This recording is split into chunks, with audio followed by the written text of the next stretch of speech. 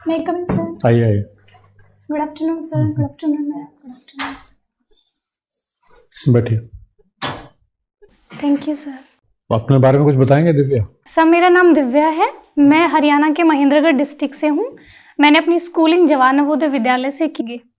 ये जो खिलाड़ियों ने आरोप लगाया है, ये क्या समझते हैं आपके? कुछ बात चल रही है इस तरह की, मीडिया में आ रही है कि ये पॉलिटिकली मोटिवेटेड है क्योंकि यूपी के लोगों का कब्जा हो गया था, जबकि रेसलिंग जो है वो मोस्टली हरियाणा के लोग करते हैं, तो उसमें पॉलिटिकली मोटिवेटेड है या जेन्युइन कंप्लेंट है आपके विचार में? सर, अभी खिलाड़ियों ने ऐसा आरोप लगाया है, इसके लिए स्पोर्ट्स मिनिस्ट्री ने मैरी कॉम जी की अध्यक्षता में एक कमेटी बिठाई है, लेकिन जब तक आरोप सिद्ध नहीं हो जाते हम ये नहीं कह सकते कि सर कहाँ फॉल्ट है। तो कुछ भी नहीं कह सकते। Yes sir. चलिए, वेरी गुड, थैंक यू। निम्बी क्या होता है? निम्बी सर, निम्बी एक्चुअली मेरे गांव का नाम है। हमारे वहाँ सर पहले नींबू के पेड़ बहुत ज़्यादा थे, तो सर इस वजह से। जब देहात में मैंने देखा है कि गाय आकर के रात को आके गाय खेत चर जाती हैं और लोग पूरी पूरी रात जागते हैं अपने खेत को बचाने के लिए, तो बड़ी भारी समस्या है। तो इसका क्या हल आपको दिखाई देता है? क्या किया जाए? इसके लिए सर दो स्तर पर कार्य किया जा सकता है। एक तो सर जो खेत है उनकी फेंसिंग की जा सकती है, जैसे बाड़ लगाते हैं जिस वजह से। लेकिन सर इसका जो स्थायी सॉल्यूशन है वो ये है कि जितनी भी गायें हैं सर उनके लिए गौशाला बनाई जा सकती हैं, ताकि उनको सर चारे की उपलब्धता हम वहीं करा तो सकें। कौन बनाएगा, कौन चलाएगा? सर इसके लिए तो गवर्नमेंट और एडमिनिस्ट्रेशन को शुरुआत करनी पड़ेगी, उसके बाद सर जो गांव वाले लोग होते हैं वो सहयोग करते हैं। आपको लगता है सरकार गौशाला चला सकती है? सर शुरुआत कर सकती है। अच्छा, खैर, सीरियस फ्रॉड किसको कहते हैं? जैसे ये अभी अडानी का कुछ चल रहा है। Yes sir. सर ये बेसिकली स्टॉक मैनिपुलेशन को लेकर है। अगर इसको सीरियस फ्रॉड कैटेगरी में गिना जाए तो कितनी मात्रा के ऊपर इसको सीरियस फ्रॉड में गिना जाता है?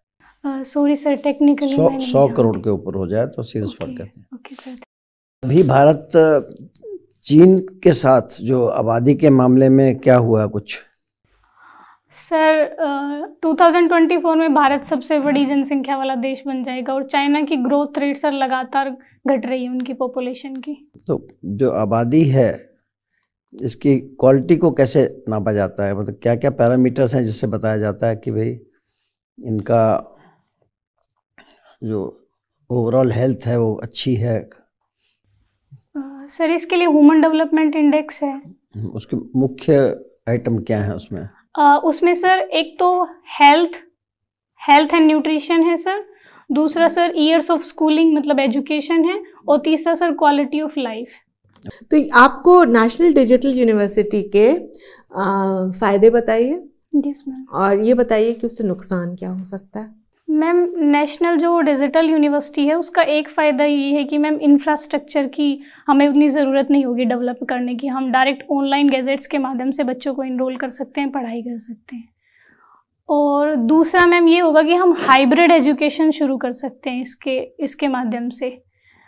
लेकिन मैम इसका नुकसान ये होगा कि हमारे भारत में डिजिटल डिवाइड बहुत ज़्यादा है, तो ma'am rural background, urban background और महिलाओं और पुरुषों के बीच का जो डिजिटल डिवाइड है वो पहले हमें कम करना होगा, ताकि सब तक। तो वो तो शॉर्ट कमिंग है ये गोल को अचीव करने के लिए कि हम रिमोट से रिमोट जगह तक पहुंच पाएँ उसमें, और हर भारत की पूरी जनसंख्या तक इसका फैलाव हो सके, उसके शॉर्ट कमिंग है।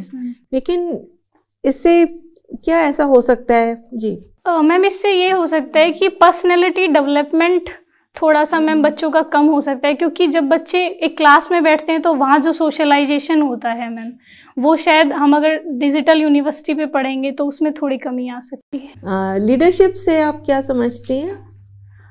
मैम, लीडरशिप बेसिकली एक ऐसी क्वालिटी होती है जिसमें कोई लीडर मैम भूतकाल का विश्लेषण करके भविष्य की समस्याओं को समझते हुए वर्तमान को एक नई दिशा दे सके। मतलब वो मैम अपने गोल्स को अचीव करने के लिए अपने फॉलोअर्स को अपने साथ ला सके, उसको लीडरशिप क्वालिटी कहते हैं। Very nice, thank you. Thank you ma'am. तो ये बताइए, क्या किसी फादर में भी मदरली क्वालिटीज हो सकती हैं या खाली मदर में ही हो सकती हैं? नहीं नहीं सर, फादर में भी मदर की क्वालिटी हो सकती क्या है। होती हैं वो क्वालिटीज? जैसे सर किसी बच्चे को अपने फैमिली के जो मोरल वैल्यूज़ होते हैं वो सिखाना, क्योंकि सर बच्चे बेसिकली फादर को ऐसे हार्ड पावर की तरह सोचते हैं, तो मुझे लगता है कि चलिए, क्यों बच्चे ज्यादातर मदर से ज्यादा अटैच होते हैं? सर वो एक कारण इसका ये हो सकता है कि जनरली जो माताएं होती हैं वो सॉफ्ट होती हैं, तो ये एक रीज़न हो सकता है। हरियाणा में तो ऐसा नहीं लगता, सब हार्ड है। खैर, अच्छा ये बताइए, तो मान लीजिए आप जिले में हैं, या तो आप एसपी हैं या आप कलेक्टर हैं, दो में से एक तो होगा ही। जी जी। वो तो क्लियर हो गया। अब मान लीजिए आप कलेक्टर हैं यस सर। और एसपी जो भी साहब हैं वो आपकी बात बिल्कुल सुनने को राजी नहीं है, क्या करेंगे? सर मैं पहले कोशिश करूंगी कि उनकी क्या समस्याएं हैं, क्यों सर वो मेरा पर्सपेक्ट नहीं समझ रहे हैं या क्यों समझना नहीं चाह रहे हैं। और अगर सर ऐसा नहीं होता है कि वो फिर भी मेरी बात नहीं मान रहे और मुझे एक्शन लेना ज़रूरी है, तो सर मैं उनके खिलाफ एक्शन लूँगी, जो भी मेरे जुरिस्डिक्शन में होगा। तो है ही नहीं जुरिस्डिक्शन, तो आपको मैनेजर का काम करना पड़ेगा। चलो, thank you very much. Okay, thank you sir. तो आपके पिछले इंटरव्यू में कितने नंबर आए थे? सर 180। 180 आए थे, तो बड़े अच्छे नंबर थे, और अब भी इससे ज़्यादा ही आएंगे। और इसमें हिंदी लिटरेचर में नंबर कम रह गए थे? नहीं सर, ऑप्शनल तो मेरा, लेकिन सर मेरा पहला ही अटेम्प्ट था, तो मैं जीएस इतना पढ़ नहीं पाई एक साल में, तो जीएस थोड़ा सा। इस बार तैयारी है? सर इस बार मेंस तो अच्छा हुआ है पिछली बार से। जीएस भी अच्छा हुआ है? यस सर, जीएस तो भी इंटरव्यू तो आपका फिर दोबारा अच्छा होगा। तो जैसे आपने पिछली बार किया था, मुझे लगता है इस बार उससे ज़्यादा ही नंबर आएंगे, क्योंकि एक बार आपको एक्सपीरियंस हो चुका है, आपको कॉन्फिडेंस भी है कि आप ऑलरेडी सर्विस में हो, कोई फ़र्क नहीं पड़ता अगर हो या ना हो। तो मुझे लगता है आप पहले से ज़्यादा बेहतर करेंगे, अपने पॉइज है, सब कुछ ठीक है, बहुत बढ़िया तरीके से आप जवाब दे रहे हैं, सब कुछ अच्छा है। थोड़ा ब्रशअप कर लीजिए अपना जीएस और सब्जेक्ट के बारे में।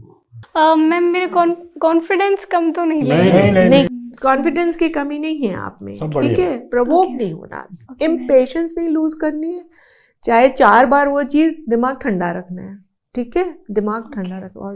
क्योंकि वहां कई बार जाकर हम लोग ना, स्पेशली लेडीज। और बाकी जब आप उत्तर देते हो तो जिसको उत्तर दे रहे हो उसके अलावा भी सब पे थोड़ा सा देख लिया करो। हाथ भी बांधने की जरूरत नहीं है, you have nothing to lose now. Yes sir. आपकी तनख्वाह सब कुछ फिक्स हो गई है, तो अब तो ठीक है, थोड़ा जोश डालो, थोड़ा जैसे अब आप मुस्कुरा रहे हो ऐसा रिस्पॉन्स डालो, ठीक है। All the best. Okay, thank you sir. All the best.